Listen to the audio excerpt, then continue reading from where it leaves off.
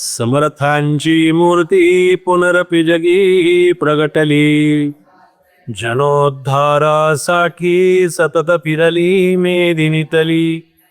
जयाच्या वास्तव्ये वरद नगरी होय वरदा, मनी त्या चिंतावे सतत भगवान श्रीधर पदा. सद्गुरु भगवान श्रीधर स्वामी महाराज की जय. जय जय रघुवीर समर्थ. आज अतिशय परमपावन आणि भाग्याचा दिवस आहे, सोन्याचा दिवस आपल्याला. मग आपल्या आयुष्यामध्ये जीवनामध्ये सद्गुरूंच्या कृपेला आपण जेव्हा त्यांच्या कृपेसाठी भुकेलेलो असतो, अत्यंत आपल्याला त्यांच्या चरणाची, दर्शनाची, कृपेची एक आस लागलेली असते. आणि ही आस जेव्हा पूर्ण होतं तेव्हा खरं तर सांगण्यासाठी किंवा त्याचं वर्णन करण्यासाठी आपल्याकडे शब्द असत नाही. ही शब्द केव्हा बाहेर येतात जेव्हा आपण बोलण्यासाठी, सांगण्यासाठी आपल्या मनस्थिती तशी असते. आज अशी मनस्थिती आहे, असा भाव आहे की आपण आपल्या सद्गुरूंच्या चरणापाशी आलेलो. आणि जेव्हा या सगळ्या मायेतून, या सगळ्या भौतिक पसाऱ्यातून आपण जेव्हा आपल्या सद्गुरूंच्या स्थानावरती येतो, ज्या सद्गुरूंनी आपल्याला या भौतिक दृष्टीनं म्हणा, आपल्या शारीरिक दृष्टीनं म्हणा, आपण ज्याला सगळ्या सर्वांगानं आपल्याला वाढवलेलं असतं, मोठं केलेलं असतं. आणि मोठं म्हणजे अशा अर्थानं केलेलं असतं की या भौतिक दृष्टीनं आपण त्यांच्या दृष्टीने त्यांनी आपल्यावरती कृपा केलेली असते. पण हे जे त्यांच्या चरणापाशी येणं, त्यांच्या कृपेला आपण पात्र होणं, त्यांच्या कृपेशी आपल्याला त्यांच्या चरणापाशी यायला मिळणं, त्यांच्या कृपेला आपण पात्र होऊन त्यांनी आपल्याला जवळ करणं, हा अत्यंत महत्वाचा विषय असतो.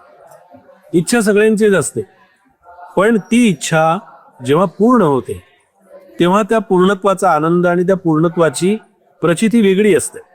आज माझ्या जीवनामध्ये अशाच प्रकारचा एक आनंद मला मिळाला. अनेक वर्षानंतर म्हणजे सज्जनगडावरती समर्थांच्या सेवेत असताना स्वामींच्या वरदहळ्ळीला, हळदपूरला प्रतिवर्षी येण्याचा योग येत होता. स्वामीजी खरं तर आजही बोलवतात आपल्याला, आपल्या कृपा करण्यासाठी. ते सदैव ती माया, ती आपली आई आहे. आपल्याला या भौतिक पसाऱ्यातून जमत नाही, पण दरवर्षी येणारा योग हा गेल्या काही वर्षात खंडित झाला होता. आणि असा खंडित झालेला योग जेव्हा पुन्हा येतो, जेव्हा आपल्याला पुन्हा तिथे येण्याचा योग येतो, तेव्हा मात्र असा संकल्प अंतःकरणापासून व्यक्त होतो आणि तशी प्रार्थना केली जाते की हा दर्शनाचा योग, कृपेचा योग आणि त्यांच्या चरणापाशी येण्याचा योग हा प्रतिवर्षी या. खरं तर आपण नेहमी असं म्हणतो की गुरुपौर्णिमा ही फक्त चैत्रात येते का? ही गुरुपौर्णिमा फक्त आपल्या आषाढामध्ये येते का? रामनवमी चैत्रामध्ये येते का? हनुमान जयंती फक्त वैशाखात येते का? तर या सगळ्या तिख्या आहेत. गुरुपौर्णिमा ही आषाढ मध्ये येणारी गुरुपौर्णिमा, प्रतिवर्षी येणारी गुरुपौर्णिमा. खरी गुरुपौर्णिमा केव्हा असेल? खऱ्या गुरुपौर्णिमेचा आनंद केव्हा, कधी येत असतो, कधी व्यक्त होत असतो? जेव्हा आपल्याला आपले सद्गुरू त्यांच्या चरणापाशी येऊन आपल्याला आशीर्वाद देतात, तेव्हा ती खरी गुरुपौर्णिमा असते. त्यांच्या चरणापाशी जाऊन सेवा करण्याचा योग ज्या दिवशी, ज्या क्षणी येतो, तो दिवस, तो योग आणि तो क्षण ही खऱ्या अर्थानं गुरुपौर्णिमा असते. आज माझ्या दृष्टीने ही गुरुपौर्णिमा आहे. आणि गुरूंनी आपल्याला इथे येऊन आशीर्वाद द्यावा, समाधीपाशी जाता यावं, समाधीचं दर्शन घेता यावं, समाधीचा प्रसाद मिळावा, अभिषेकासाठी आपल्याला बाहेरून प्रार्थना करता यावी. हे सर्वात महत्वाचं की समर्थांच्या पादुकांचं छायाचित्र, रामरायांच्या फोटोचं छायाचित्र आपल्याला समाधीला लावून मिळालं. त्यापेक्षा आणखीन आनंद काय आहे? हा आनंद सतत आपल्या जीवनामध्ये येत असतो, पण तो आनंद घेण्यासाठी आपल्याजवळ जेवढी साधनेची, उपासनेची, भक्तीची, श्रद्धेची शिदोरी ही जेवढी आपल्याजवळ असेल तेवढ्या प्रमाणात ते आपल्याला बोलवतात. आणि सद्गुरु कृपेला पात्र होण्यासाठी आज वरदहळ्ळीला त्यांच्या आश्रमात येण्याचा योग आला. काल इथे वास्तव्य झालं आणि हा सगळा परिसर बघू, हा सगळा स्वामीजींचं वैभव बघून आज सकाळी श्रीधर कुंडावरती स्नान झालं. तिथे स्नान केल्यानंतर एक ती जी आत्तापर्यंतच्या सगळ्या जीवनाच्या वाटचालीची किंवा त्या काळामध्ये सुद्धा जी प्रचिती, जो आनंद, तो क्षण आनंदाचा आजही तिथे स्नानाच्या वेळी मिळाला. म्हणजे त्याच्यामध्ये कुठल्याही प्रकारची त्रुटी, कुठल्याही प्रकारची कमी त्याच्यामध्ये कुठेही जाणवत नाही. याचा अर्थ काय होतो? याचा अर्थ असा होतो की स्वामीजी इथे अखंड सदैव आजही आहे, या क्षणालाही आहे आणि त्यांचं समाधीमध्ये तर आहेतच.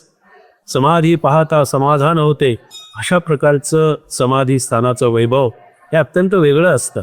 आणि या ठिकाणी येऊन सेवा करण्याचा योग प्रतिवर्षी यावा, त्यांच्या सेवेचा योग यावा, त्यांच्या कृपेचा योग यावा आणि आपल्या जीवनाची जीवननौका ही पैलतीरावरती नेण्यासाठी खऱ्या अर्थानं आपले सद्गुरू असतात, आपले गुरु असतात. ते आपल्याला नेण्यासाठी तयार असतात, फक्त आपली तयारी असत नाही. आपण कुठेतरी कमी असतो, आपण कुठेतरी कमी पडतो, आपण कुठेतरी भौतिक पसाऱ्यामध्ये गुंतलेलो असतो. आणि या सगळ्या याच्यामध्ये आमच्या श्री समर्थ रामदास स्वामी मठ, आनंदीनारायण कृपान्यास, या समर्थ मठासाठी स्वामीजींना प्रार्थना केली की मठाचं वैभव दिवसेंदिवस वाढावं. त्यांनीच त्यांच्या आज्ञेप्रमाणे सगळं झालेलं आहे. श्रीधर स्वामी महाराजांच्या कृपेनं, त्यांच्या आज्ञेनं ज्या ज्या मठ मंदिरांच्या बाबतीत किंवा आश्रमाच्या बाबतीत स्वामीजींच्या ज्या संकल्पना होत्या, त्या सगळ्या संकल्पना सद्गुरू भगवान श्रीधर स्वामी महाराज, समर्थ रामदास स्वामी आणि माझे माता पिता या खदगावच्या समर्थ मठाचं वैभव दिवसेंदिवस वाढवत आहेत आणि ते वाढतच राहणार आहे यांची त्यांच्या कृपेनं मला पूर्ण खात्री आहे. अशा प्रकारचा आज इथे योग जुळून आला आणि मला अतिशय आनंद होतो की असाच योग वारंवार आपल्या जीवनामध्ये यावा. त्यांच्या कृपेला आपण इथे साठी यावं. आपण तर तहानलेलो आहोत, भुकेलेलो आहोत. इथे आल्यानंतर खरी शिदोरी मिळते, इथे आल्यानंतरच खरा आनंद मिळतो आणि तोच आनंद आपल्या जीवनामध्ये अखंड मिळत राहावा अशीच स्वामीजींच्या चरणी प्रार्थना करतो. जय जय रघुवीर समर्थ, जय जय रघुवीर सिंह.